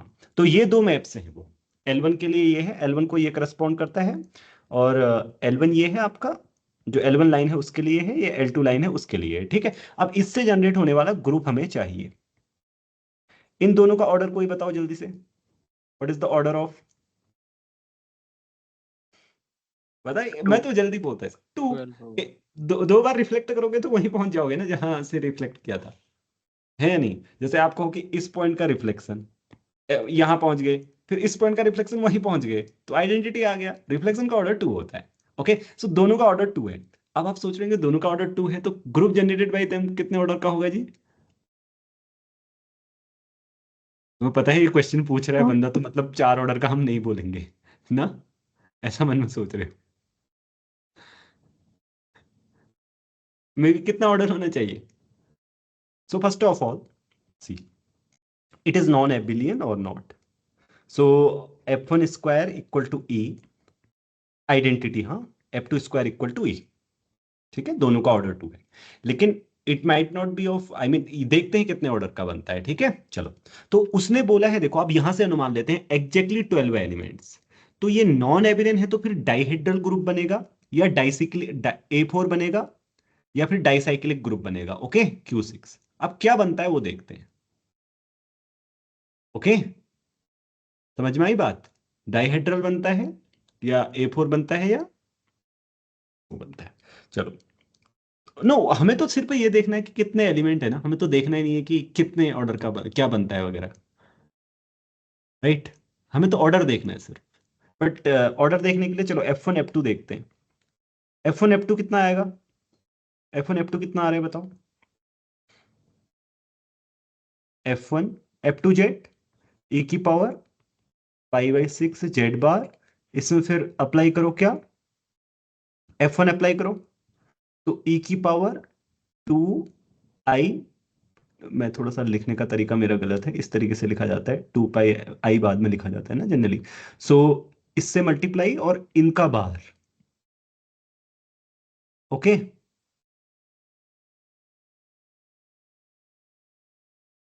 समझ में आ रहा है सबको? तो बताओ ये आगे से कितना आ रहा है एंगल, जल्दी से। और e raised to power pi by I 3. pi by 3. तो रोटेशन बाई 60 डिग्री, 60 डिग्री से तो रोटेशन है, ये रोटेशन मैप है। तो it means it's order is 6। तो मैं चेक कर लेता हूं, may be it is a dihedral group. Okay, 6 order का एलिमेंट मिला, इसका नाम R रख देता हूं। Okay, let's R। क्या ये ऐसा तो नहीं है R और S से जनरेट होने वाला? ठीक, so let's see, R equal to F1 F2। So R 6 equal to 1। तो डाइहेड्रल ग्रुप क्या होता है? एक 6 ऑर्डर के एलिमेंट एक 2 ऑर्डर के एलिमेंट से जनरेट हो रहा है। तो 2 ऑर्डर का एलिमेंट ले लेता हूं F2, उसको S नेम दे देता हूं, हाँ, S equal to F2। So dihedral होने के लिए क्या होना चाहिए? क्या रिलेशन होता है? RSR equal to S, yes और नो? सबको पता है? This is the relation of dihedral group, right? So let's check. Okay, RSR act कैसे करता है किसी जेड में? ओके, सो अप्लाई करो। R क्या है? रोटेशन बाई 60 डिग्री, तो 60 डिग्री से रोटेट हो जाएगा, e की पावर π/3 जेड। S क्या है? देखो S का मतलब है कि इससे मल्टीप्लाई करना और जेड उसका बार कर देना, तो इसका बार करोगे तो क्या आएगा? बार और मल्टीप्लाई करो, फिर R लगाएंगे इसमें, किससे? 2i/6 से। ओके, ठीक है। R फिर से क्या है? रोटेशन बाई, बोलो, रोटेशन बाई 60 डिग्री, राइट? फिर e to the power i/3 से मल्टीप्लाई होगा, तो कैंसिल हो जाएंगे, तो लास्ट में ये आ रहा है। सबको आई बात समझ में या नहीं आई? आई? आर लगाओ इसमें। आर का मतलब क्या है, किसी भी वेक्टर, मतलब जैसे आपको जेड हो तो देखो आर का मतलब जो मैंने आर लिया था ये F1 F2 है। ये क्या है, रोटेशन सिर्फ e⁻π/3i से मल्टीप्लाई करना है। अभी जेड की जगह ये है आपके पास पूरा अंदर, राइट, इसमें मल्टीप्लाई कर दो, यानी कि e⁻π/3 से, तो ये तो गए, तो हमारे पास लास्ट में ये बचा। और ये क्या है आपका, जिसे मैंने एस नेम दिया था। समझ में आई या नहीं आई बात? पूछ लो अगर कैलकुलेशन से है सिर्फ, यहाँ पे मतलब कोई बड़ा गेम नहीं है ये कैलकुलेशन में, तो इतना अभी तक एमएससी में आ गए हो तो ये कैलकुलेशन तो जल्दी समझ में आ रही होंगी। तो इसका मतलब है कि आपका जो group generated by F1 F2 था वो कंटेंट है किसमें, group generated by F1 F2 और F2 में। ठीक है, इसका नाम R था, इसका नाम S था, और ये डाइहेड्रल है। ठीक है, ये तो D6 है। ओ सॉरी, मुझे ऐसा कहना चाहिए, ऐसा है ना। अभी पूरा नहीं हुआ है question, do you understand this? ये तो ऑब्वियस चीज है ना, मतलब ग्रुप थ्योरी में ऑब्वियस नहीं है कि ये दोनों के दोनों एलिमेंट यहां नहीं दिख रहे तुमको, तो पूरा generated by group generated by them भी इसके अंदर आएगा। ऑन द अदर हैंड दूसरा इंक्लूजन भी ट्रू है, देखो F1 F2 also belongs to this. क्यों? क्योंकि इसके अंदर F2 तो है ही, तो F2 का इनवर्स भी होगा, तो यानी कि F1 F2 F2 इनवर्स भी होगा, तो F1 भी होगा। इसके अंदर F1 और F2 दोनों हैं, तो group generated by F1 F2 भी होगा। तो ये डाइहेड्रल ही हो गया एग्जैक्टली, मतलब ये पूरा बराबर ही आ गए। सो इसलिए D6 इज दिस। ओके, तो the number of elements is 12। Please ask me questions. Feel free to ask if you don't understand something. As I already said that, I mean, it's not only one way lecture. Okay. कोई नया student भी है तो कोई भी संकोच ना करे किसी भी प्रश्न को पूछने में, ठीक है। और ऐसा भी नहीं सोचना चाहिए कि भाई मैं पूछूं नहीं पूछूं, अगर है तो डाउट पूछ लो। Let me give you. नहीं पूछ रहे हो, मैं पूछता हूं फिर। डाइहेड्रल ग्रुप जब आ ही गए हैं तो पूछ लेना चाहिए। ठीक है, लिखो क्वेश्चन। सारे लिख रहे हो?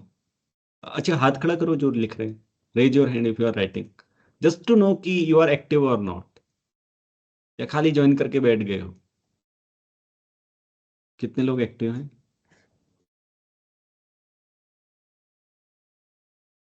Okay, so now I come to know that how many of you are not active.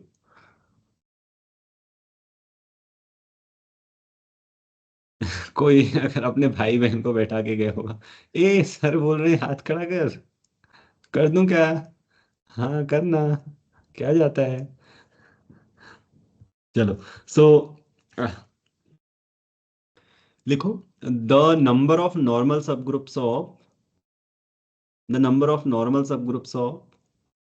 Dn.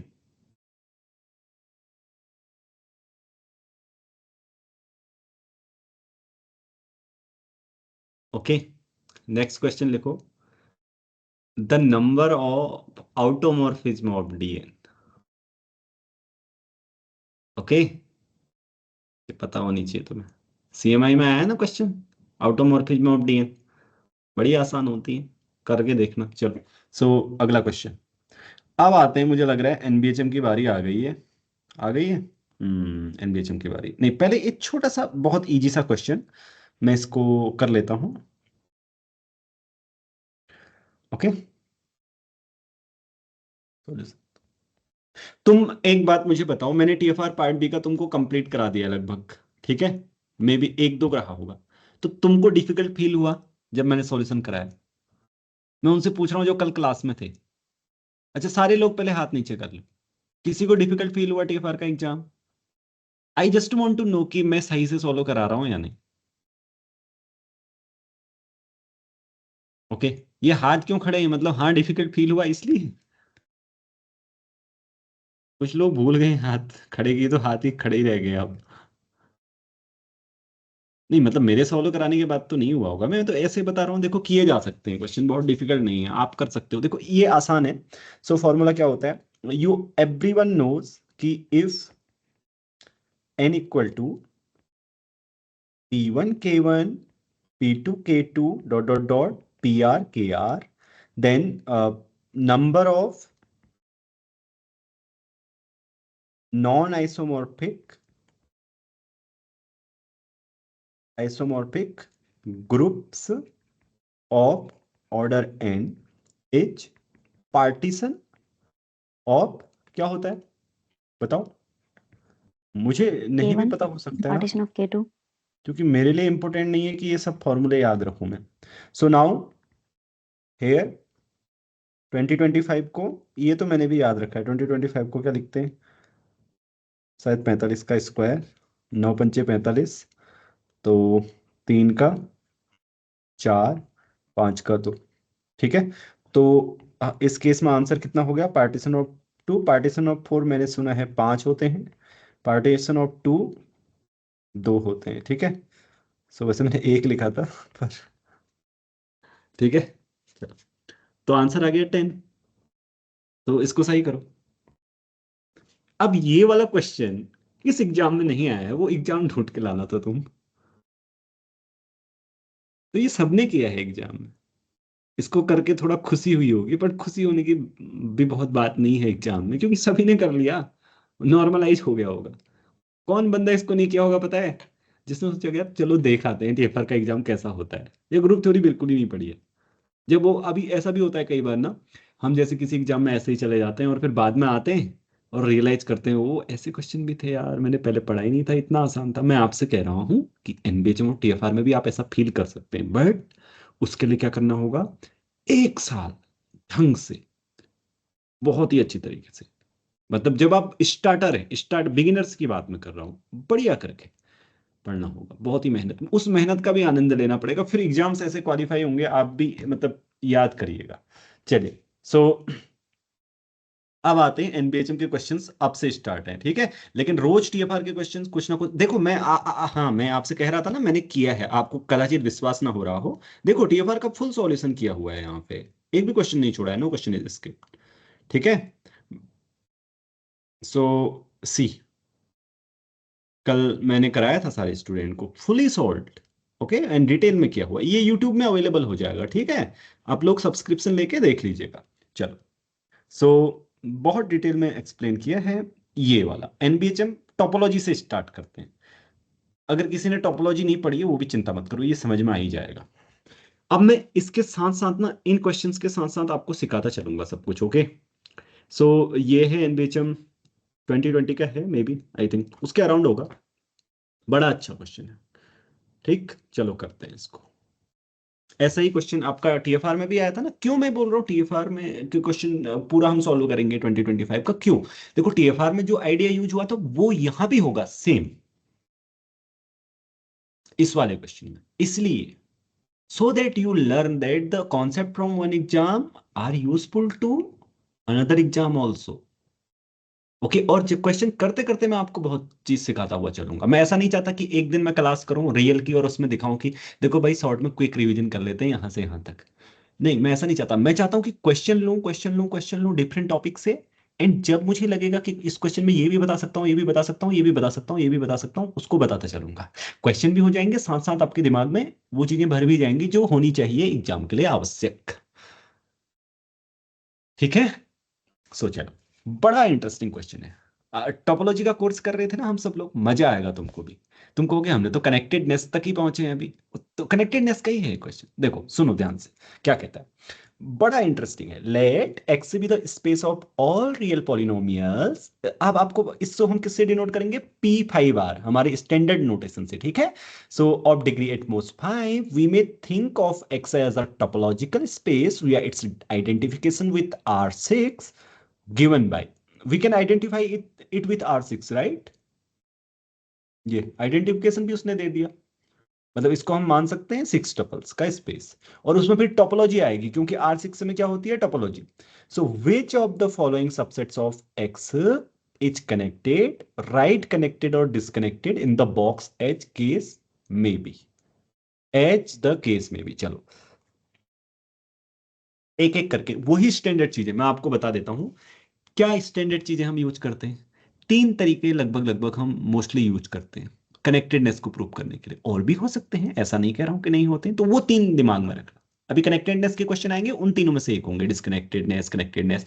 तो पहला तो हम ये करते हैं कि अगर कोई सेट को कनेक्टेड दिखाना चाहते हैं तो उसे अगर हमें ऐसा दिख जाए कि वो ऐसा है कि किसी कनेक्टेड सेट ए और एक क्लोजर के बीच में पैक है, तो वो कनेक्टेड होता है हमेशा। एक दूसरा क्या होता है, हम फिर किसी स्पेस एक्स से कंटिन्यूअस मैप डिफाइन करें, ठीक है, वाई में, और वो स्पेस अगर एक्स को कनेक्टेड प्रूव करना चाहते हैं तो एफ एक्स अगर क्या आ जाता है, आई मीन ये यहाँ दूसरा स्पेस ऐसा होता है जिसमें ये देखना आसान होता है कि इमेज डिस्कनेक्टेड आ जाती है क्योंकि कनेक्टेड की इमेज कनेक्टेड होती है। और तीसरा तरीका इस तरीके से कई बार हम एक्स को क्या लिख देते हैं, सेपरेटली लिख देते हैं। और कई बार चौथा तरीका कि पाथ कनेक्टेड दिखाना आसान होता है तो कनेक्टेड प्रूफ हो जाता है। तो देखते हैं इनमें, ठीक है, और भी कुछ यूज होगा, वो भी सीखने को मिलेगा, ये ध्यान रख लेना।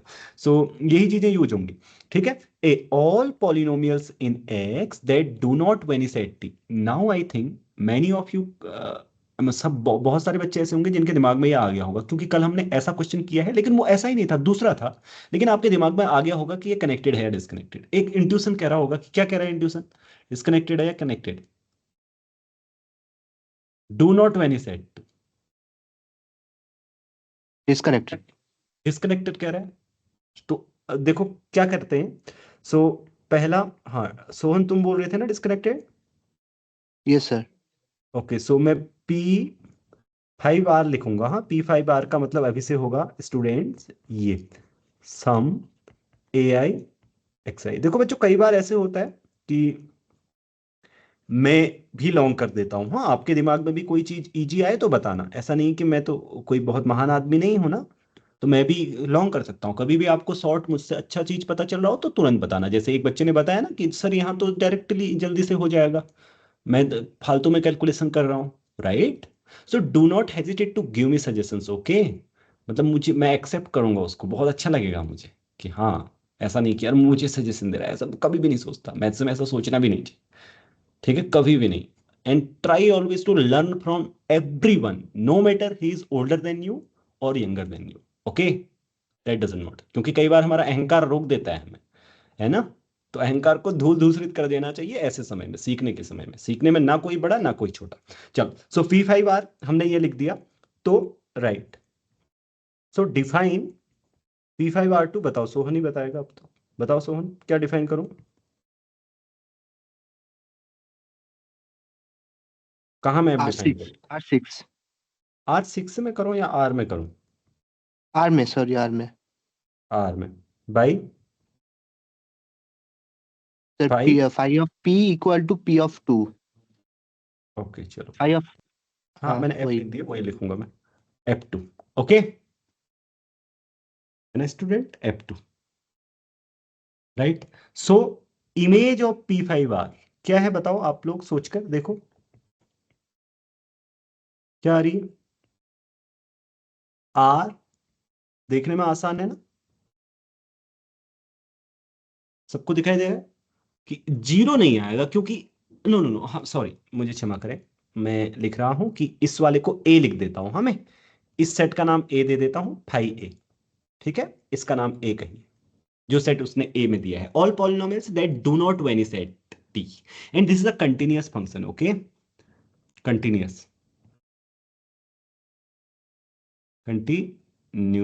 फंक्शन। इवेल्युएशन में है कंटिन्यूअस होता है, सो फंक्शन, अदरवाइज चलो। So what we are saying, where were we, C.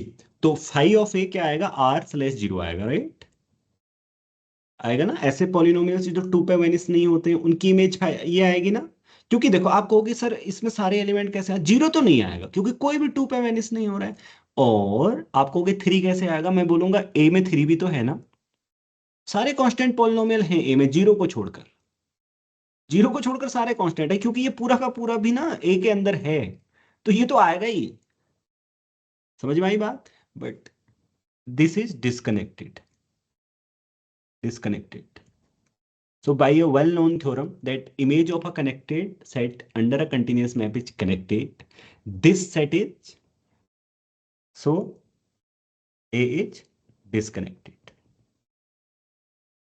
Connected. ठीक है. अब देखो यहां से सेपरेशन बता सकते हो आप A का? क्या सेपरेशन होगा? A का सेपरेशन बताओ. चलो सीख ले. Inverse of positive number, inverse of negative number. Right. Inverse image of 0. Enjoy learning.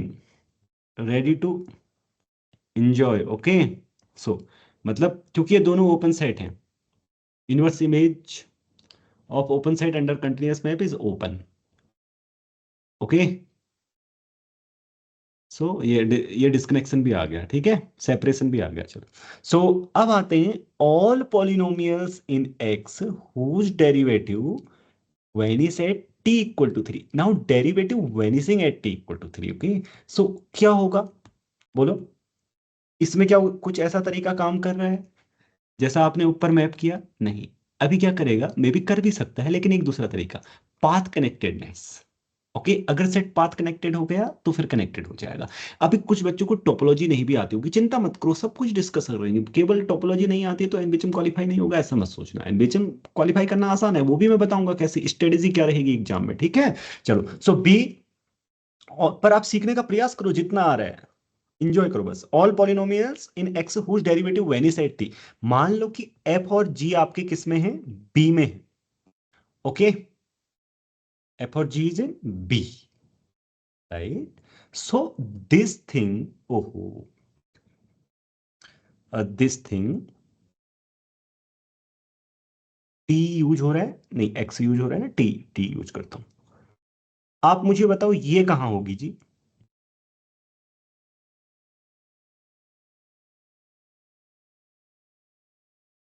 मतलब मैं पॉलिनोमियल है तो एक्स एक्स से लिख देता हूं. ठीक है. फिक्स है. हाँ. एफ और G belongs to B for each T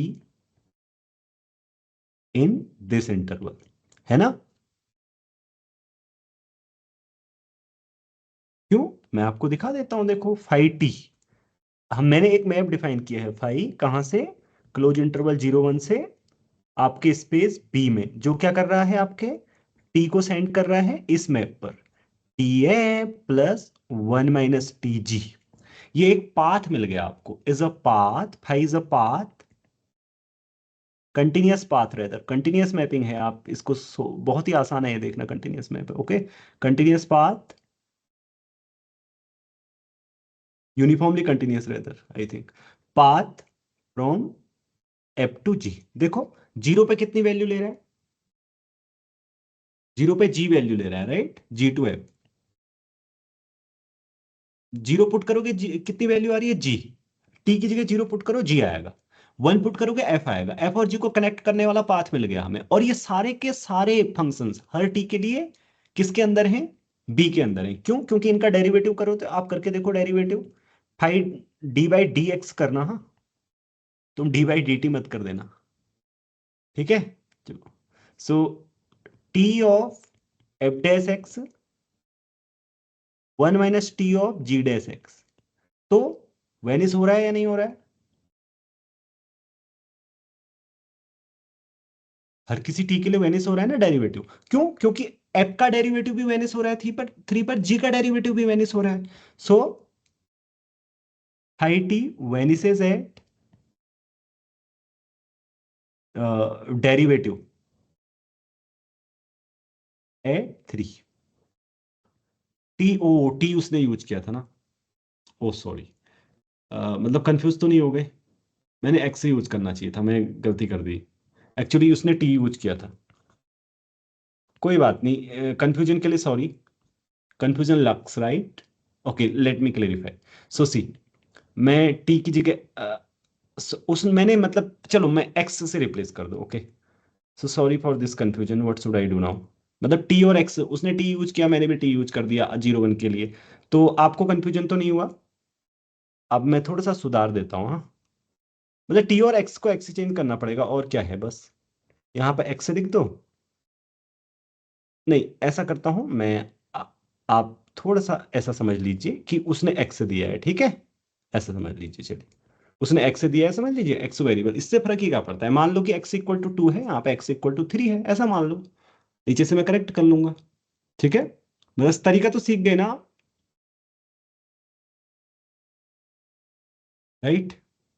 हाँ, क्योंकि ये मैप फाई ना वेल डिफाइंड भी होना चाहिए। वेल डिफाइंड का मतलब है आपका टी सच में बी के अंदर जा रहा है या नहीं जा रहा है, कहीं बी से बाहर तो नहीं जा रहा, क्योंकि अगर ये भी वेनिस, जी और एफ का डेरिवेटिव 3 पे वेनिस हो रहा है, तो इसका डेरिवेटिव ये आता है, ये भी वेनिस होगा, ठीक है।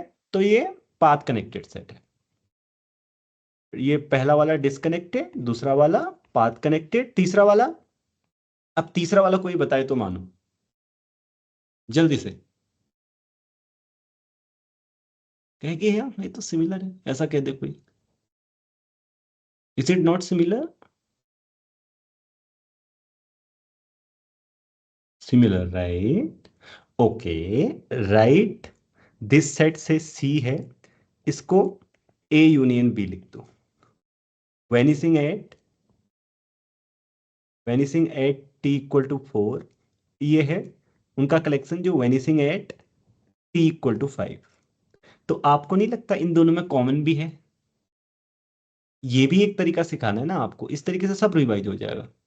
ए और intersection B is not equal to 5, union of two connected set is connected if क्या सीखा था?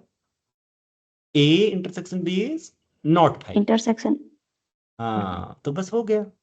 क्योंकि ऐसे पॉलिनोमियल्स भी होते हैं जो, मतलब जिनके, ऐसे पॉलिनोमियल्स भी होते हैं जिनके जो 4 और 5 दोनों पे वेनिस होते हैं जी। होते हैं या नहीं होते हैं? तुम कहोगे सर बताओ कौन हो रहे हैं, लो हजारों हो रहे हैं, हजारों, हजारों, सैकड़ों, C is जितने। A intersection B only. हाँ, C is A intersection oh B sorry, only. actually, oh it said they both, right, okay, intersection. So intersection of two connected sets is connected? No, right? So not connected, okay. Yeah, thank you for pointing out, you are right. So मैंने, उसने क्या लिखा है कि दोनों पे Venice होना चाहिए, मुझे लगा एक पे वेनिस होना चाहिए, मैंने मिसरीड कर लिया। चलो ठीक है, चलो कुछ तो सीखने को मिला, मैं बता देता हूँ कैसे करेंगे। ओके, चलो। सिमिलर, ऊपर की ही तरह दोनों पे वेनिस हो रहा है, तो आप एफ और जी लेंगे तो फिर पाथ कनेक्टेड आ जाएगा ये। क्यों? क्योंकि टी एफ, जैसे मान लो कि ये, जैसे मैंने नीचे नहीं किया, अब मैं वही बैक आ रहा हूँ। हाँ, चलो कंफ्यूजन ना बने, हमने बदला था एक्स को, मतलब पार्ट डिफाइन कर दो, एस कर देता हूँ, जैसे S F plus 1 minus H G, ये पार्ट डिफाइन कर दिया। ये कहाँ से है? एस को इस पे सेंड करेगा, राइट। सेम, तो देखो एफ और जी दोनों 4 और 5 पे वेनिस हो रहे हैं। Okay, f and g both are vanishing at 4 and 5, so ये भी वेनिस होगा 4 एंड 5 पे। तो मतलब ये पाथ वेल डिफाइंड है, एंड कनेक्ट कर रहा है एफ एंड जी को, और कंटिन्यूअस है, right. It is again path connected. Connected तो छोड़ो, दूर की बात है, ये तो पाथ कनेक्टेड है, मतलब कनेक्टेड तो छोटी बात है, ये पाथ कनेक्टेड है दोनों। Are all polynomials in x are increasing, अब आपको बताना चाहिए, अवश्य बताना चाहिए आप।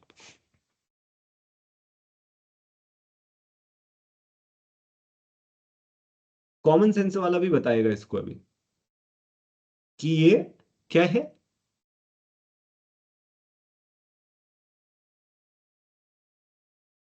अरे कोई तो बोलो अनम्यूट करके, मुझे लगेगा कि मेरी क्लास में बोलने वाले हैं ही नहीं तो।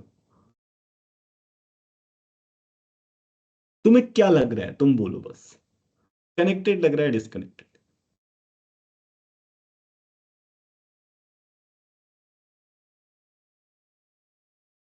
Path connect. कनेक्टेड हाँ, sir. Connected connected. Sir. Path connected बोला किसने? किसने बोला है पाथ कनेक्टेड? हाथ खड़ा करोगे एक बार? Very good. Okay, it is path connected, why? The reason is similar, right. Same thing, F और G path connected, sorry increasing है, तो ये क्या इंक्रीजिंग फंक्शन नहीं बनेगा ये? फिर पाथ कनेक्टेड है। देखो एक ऑप्शन में एक ही आइडिया यूज हो रहा है ना, सी,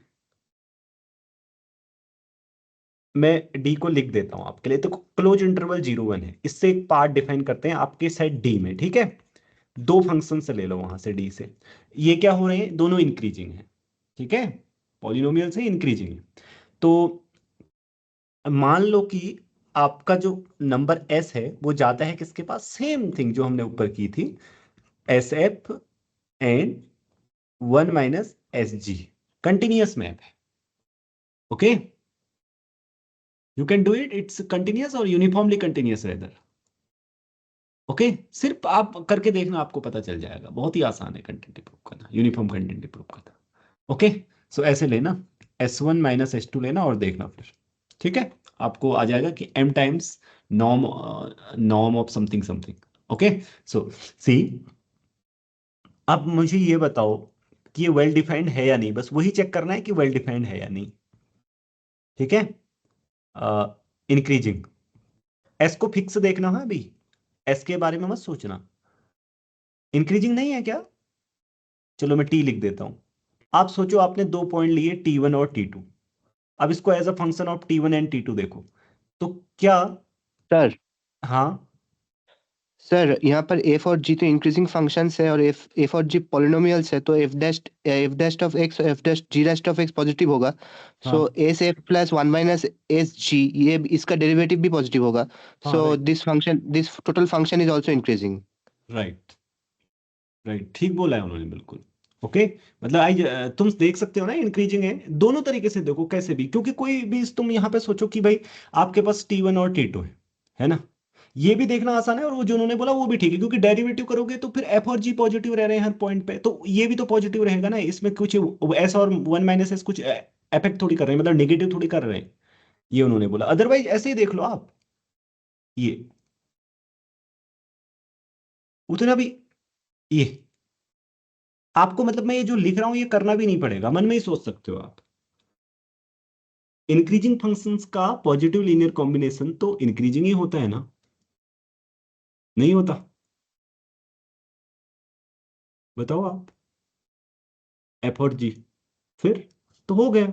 अब इसमें कुछ भी ऐसा नहीं है, देखो, बस थोड़ा सा आपको क्या चाहिए, ये वो आपने कॉन्सेप्ट ऐसे सीखे हो, अब यहां से हमने इतनी चीजें रिवाइज कर ली, अब पाथ कनेक्टेडनेस कनेक्टेडनेस आएगा ना, आपको ऐसे ही करना है, ऐसा ही कुछ यूज होगा, ये ऐसा ही एनबीएचएम के, सॉरी टीएफआर के क्वेश्चन में जो कनेक्टेडनेस वाला आया था वो उसमें भी हुआ था ऐसा ही, ठीक है। तो आज की कक्षा में यही समाप्त करता हूँ, और कल फिर से डेमो है, और कल मैं एनबीएचएम का स्टार्ट कर दूंगा, ठीक है। एनबीएचएम की ज़्यादा प्रॉब्लम होगी, अब मैं एग्जाम लेकर स्टार्ट कर दूंगा, मतलब कोई एग्जाम लूंगा और उसको सॉल्व करूंगा, टीएफआर 2023 लूंगा, सॉरी एनबीएचएम 2023, एनबीएचएम 2024 के लिए आप क्या करेंगे मैं आपको बता देता हूँ। इन मैथमेटिक्स चैनल को तो आप जानते ही हैं, उसके होम पेज में जाकर एनबीएचएम सॉल्यूशन से बनाना 2024 कंप्लीट स्टेप बाय स्टेप दिया गया है, वहां से देख लेना, ठीक है। और वो जो मेंबर्स हैं वो पब्लिक होती रहेंगी, मतलब एनबीएचएम से पहले हो जाएंगी सारी पब्लिक, ठीक है। अगर आपकी और भी कुछ और सब कुछ देखना चाहते हैं वहाँ होम में पूरा, तो फिर ज्वाइन कर लीजिएगा उसको। चलो, कल फिर ठीक 5 बजे मिलते हैं, आशा करता हूँ कि आज की कक्षा आपने एंजॉय की होगी, ठीक है। ठीक 5 बजे, ओके, आप लोग ज्वाइन कर दीजिएगा, लिंक यही रहेगा कल और परसों तक, उसके पश्चात ये बदल जाएगा, ठीक है। यदि आप लोग रजिस्टर करना चाहते होंगे कोर्स में, तो उसके लिए इन मैथमेटिक्स में कांटेक्ट कर लीजिएगा और अपना नाम बता दें उधर, ठीक है। और एक बात का ध्यान रहे कि लिमिटेड ही स्टूडेंट होंगे, ओके। मे बी जो जल्दी रजिस्टर कराएगा, मतलब उसका स्पॉट पक्का, मतलब ऐसा पॉसिबल हो सकता है कि फिर सीट्स ना हो। चलो, तो बाय बाय, मैं रिकॉर्डिंग को यहीं स्टॉप करता हूँ। ओ, मैंने क्वेश्चन, एनी